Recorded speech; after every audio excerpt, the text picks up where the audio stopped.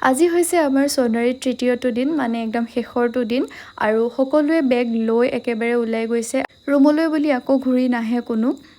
তাত বিভিন্ন জেগাৰ নতুন নতুন বহুত মানুহ লগ পালোঁ কিন্তু মই ভিডিঅ' কৰিবলৈ পাহৰি যাওঁ আৰু আজি আমাৰ ট্ৰেইনিং সোনকালে শেষ হ'ব যিহেতু বহুত দূৰৰ মানুহ আছে আৰু সকলো ঘৰলৈ যাব লাগিব